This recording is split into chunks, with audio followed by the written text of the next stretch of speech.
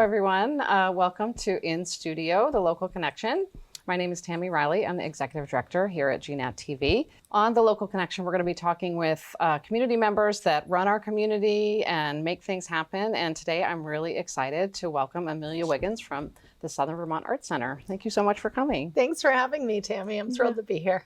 Wonderful. So we're going to talk a little bit about how Amelia came to our community and the work that's happening up at the Arts Center. So let's just start with a little bit about you and tell us your professional background and how you got into the arts and what landed you here at the Arts Center in the Manchester and the Northshire. Sure. Thanks, Tammie. I grew up the daughter of two artists, so I was always being taken to art museums, seeing art. The art supplies in our house were like water. And went to art school, wanted to paint, and did that for a while. And what I realized was I love art, but I also love people and interacting with people. And so I walked down the street to my local museum in Baltimore as an undergrad and started teaching in the galleries. And I loved it. It immediately clicked for me. But I also realized that museums weren't for everyone as they were for me, a child of artists who grew up going to them every day. It felt like museums were really imposing to a lot of people in the communities that I was working with. And so my first work in museums became about breaking down walls, inviting people in, creating spaces of welcome that could help people be introduced to the art if they didn't have the kind of background that I did. And that was really exciting. I did that for many years as a museum educator around the country. And then was really excited more and more in how museums were evolving, how museums could not only be places that welcome people in, but that connected people to each other. And so I moved again and started working on exhibitions and reinstallations and what museums presented and how they presented themselves as a way to be a kind of third space in our community, a place where people could gather.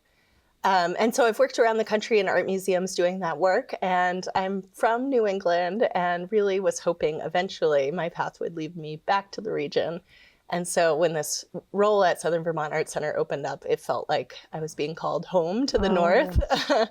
And I've found not only an extraordinary arts center here, but also a community that highly values the arts and culture here in Vermont. And that's felt really great and really exciting time to be at SVAC, a time of growth.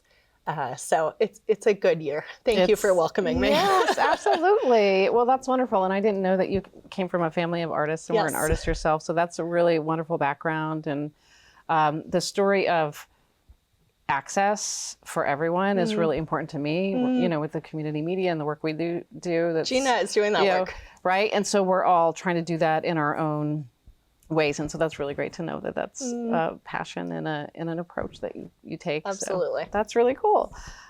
So you talked sort of about why it resonated with you. You answered my second question, which is fine. So we'll dig right into the Northshire and Southern Vermont community, and I'd like to know what really stands out to you. Or were there any surprises about living here or life here? What were you most surprised about as you're settling in to being a member of the community? Yeah, lots of surprises, mostly good ones. This is the first community I've worked in that when I talk to people, either the public or our supporters, I don't have to convince anyone why the arts are important. It feels like everyone here embraces the importance of culture and really feels like that's a special part of our community, which is incredible and unique. And also the density of incredible cultural resources within just a few miles is really fantastic. We have Hildene, we have GNAT, we have Manchester Music Festival, we have Green Mountain Academy for Lifelong Learning. We have all these treasures in a small community. So we're rich in culture, I think, here. And of course, I count Southern Vermont Arts Center as part of that happy mix. And then also, population and audience is something I'm still getting to know. I have really loved getting to know the local community.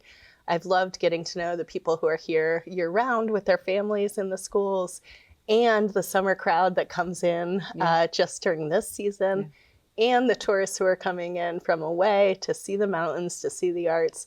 So we have all these different layers of audiences that is interesting and is making it exciting for me to learn in a new way. Oh yeah, that's really great. And sometimes we forget about how lucky we are. Yes. Right? Yes. So that's a good reminder.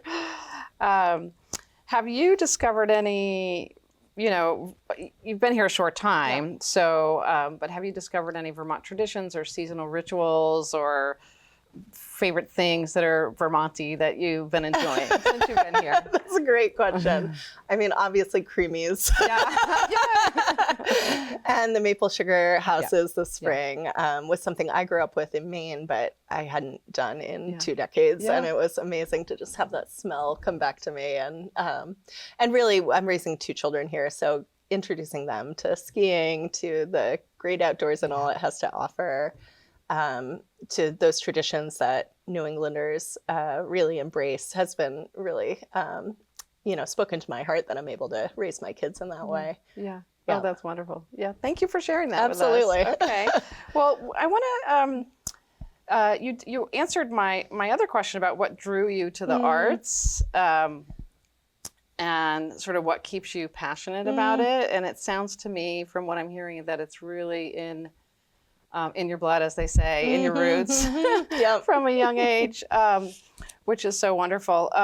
We'll move on to talk about the Arts Center. And for those that may not be familiar with SVAC or Southern Vermont Arts Center, can you just briefly talk about the mission and the role in the community, and then we'll move on to some more specifics about what you guys have going on? Yeah, I'd love to. I think it's an exciting organization because we're nearing our 100-year anniversary. So we've been around for nearly a century. This started because a group of painters, first called the Dorset Painters, came together to show their art together and sell it together. They were looking for community. They were looking to establish their careers. They were looking to get their art out into the world.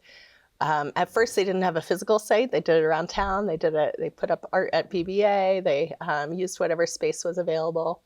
And then 75 years ago, they bought the location we're in now, our Yester House, as we call it now, and turned it into a gallery space. And so for 75 years, this group of member artists has been showing together, sharing their art.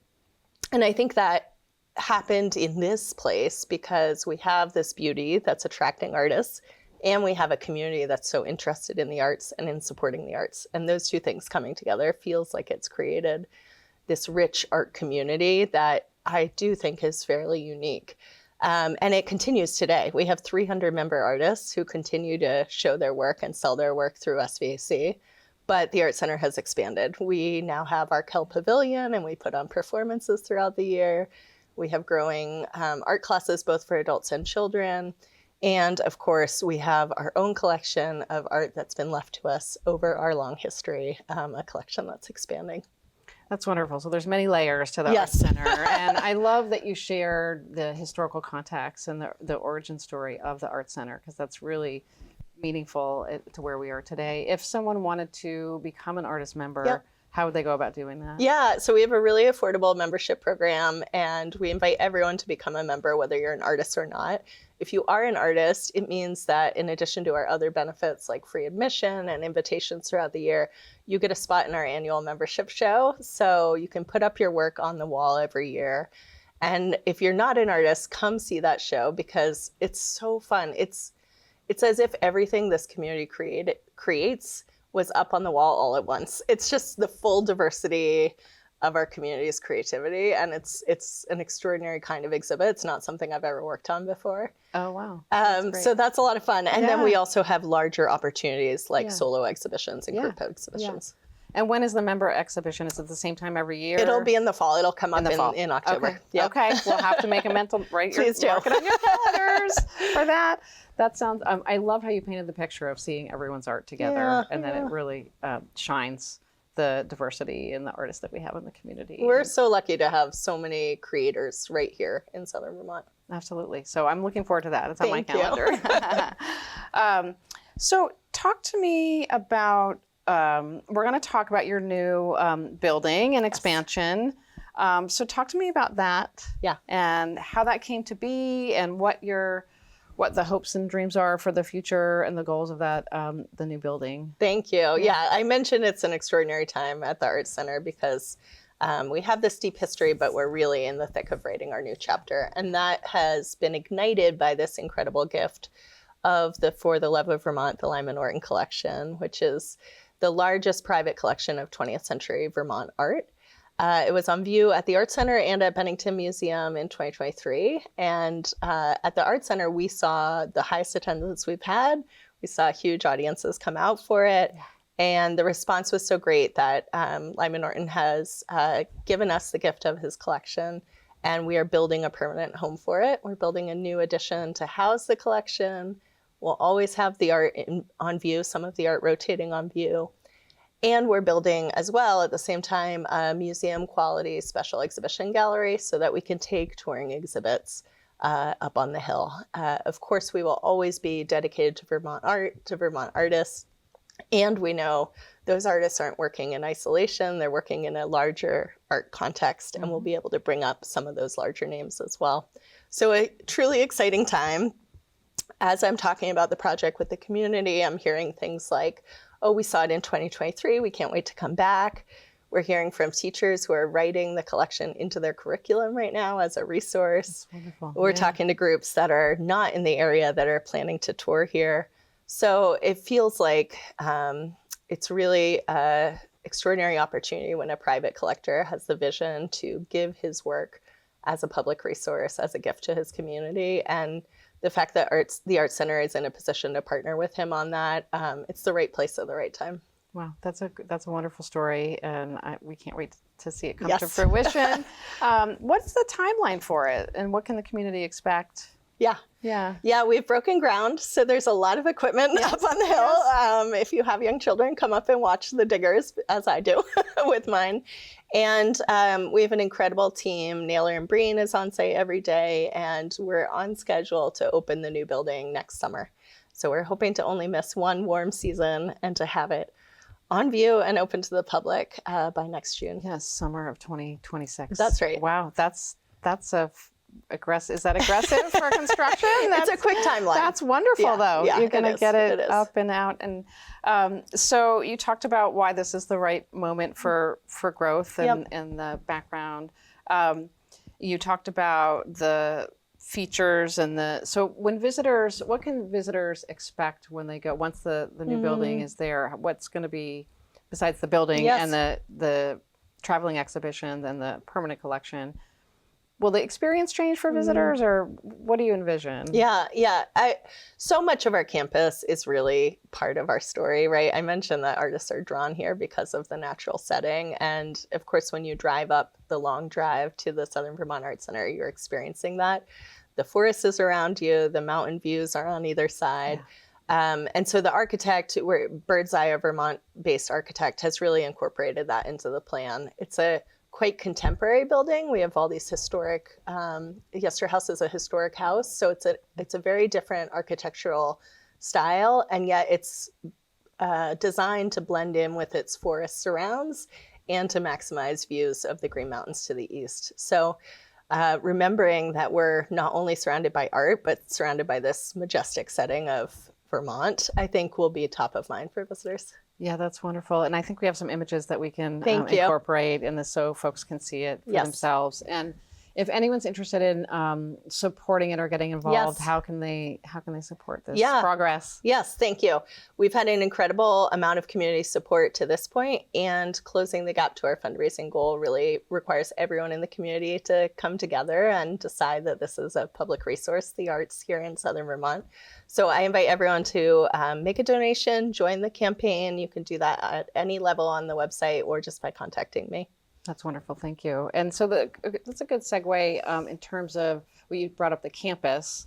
What would you like to share about the campus and the beauty and the opportunities for maybe folks that haven't been to the Art Center, or like you were saying before, maybe don't feel comfortable in the art gallery or setting? How do you welcome them in, and what would you say to encourage folks that haven't been to the campus to get up there? Yeah, thanks, Tammie. We're actually creating a program just for that this summer. It's called Sounds Good. It's our free outdoor music festival.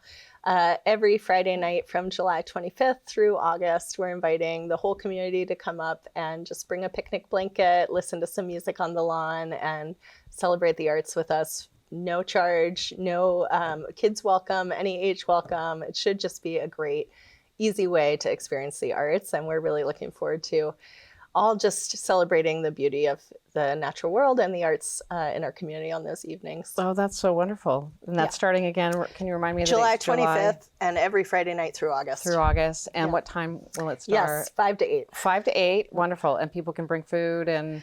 Bring your will you picnic have, blanket. will you have food we'll there have as curates well? doing a cookout every night. Oh, great. And yeah, it So should they'll be have easy. food available. That's right. Wonderful. Yeah. Oh, wow, that sounds so lovely. So let's see, what else do I have to ask you today? I think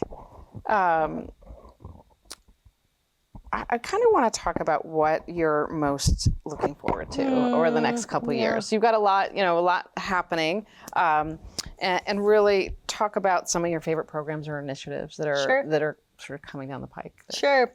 We were talking about all the big growth for the new building and exhibits that we're starting to book years into the future for those galleries. And of course, I'm so excited about that. We're hiring staff. We just hired a curator to work on our exhibition program. But we don't have to wait. We're still open. And the summer exhibits are really strong. So we have a trio of new exhibits opening June 28th. Okay. One of them is a big abstraction show featuring Vermont distinguished artist Paul Gruller in the context of some national artists that are being paired with his work. We have 11 different solo exhibitions by artists from our community and beyond in Yester House. And as I said, they're really strong solo exhibits this summer. And then we have a show of the art instructors who have been teaching at SVAC, putting up their work as they teach workshops and classes next door in our studios. So it's a great mix of local and beyond the region, and from abstract to figurative to other styles in media. And so I just encourage people to come up and see what's on view. It's always changing. And June 28th, we'll be introducing some new work. Oh, that's a date to remember. We'll Thank mark you. that on our calendar. Wonderful. Well, what else would you like to share with us today before we wrap up, or share with the community? Yeah, I guess I'll just maybe turn it back to you if I could, Tammie, and say I'm so glad to be a part of this collaborative, rich community of nonprofits working together. And it's my hope that people are embracing those resources. And I just thank you for being a friend to the Arts Center from the early get-go. And I feel so welcomed by this community already. So thank you to GNAT. Oh, you're so welcome. And we're delighted to have you. And it's such a pleasure. And I want to thank all of you for watching and listening today, and encourage you, if you have something to share with the community, you're working on a project, you have some information or news, or want to come and join me at this table, please give us a call and let us know. And anyone's welcomed in. And you can also email us at community@gnat-tv.org. And again, thank you so much, Amelia, for joining us today. And we'll see you next time.